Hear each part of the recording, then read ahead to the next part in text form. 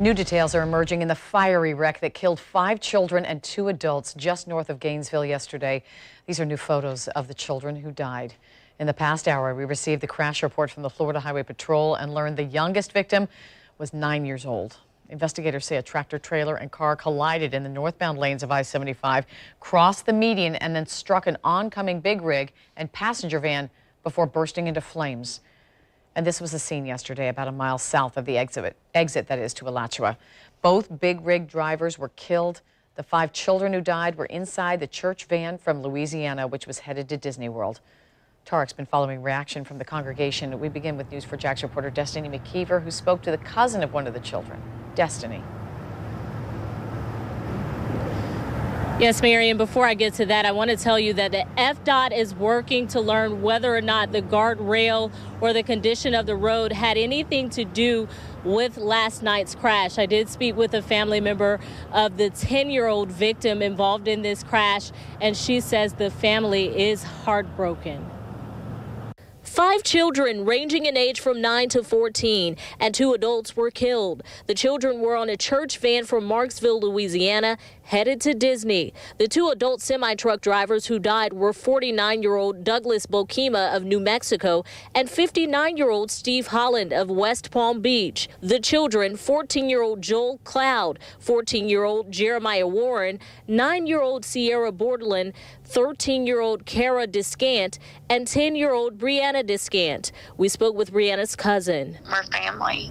Family sticks together for things like this, and we look out for each other. I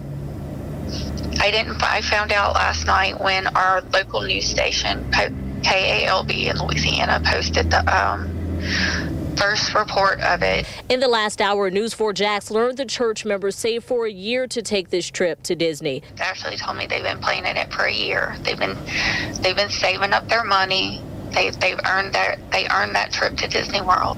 In this video, you can see a guardrail smashed as the initial crash spiraled over the median of I-75. The Florida Department of Transportation spokesman says they're looking into whether or not the guardrail or roads could have been in better condition. One man we spoke with just minutes away from the crash site says he feels drivers need to pay more attention to the roads. So many people on the roads and they don't drive like they should, I don't think. And if you feel compelled to help the victims' families in yesterday's crash, we have a link at least to one of the GoFundMe pages on news4jax.com. Reporting live from ALACHUA tonight, I'm Destiny McKeever, Channel 4, the local station. Thank you, Destiny. The small Louisiana community of AVOYELLES Parish is trying to come to grips with this tragedy. The town has a population of about 5,500.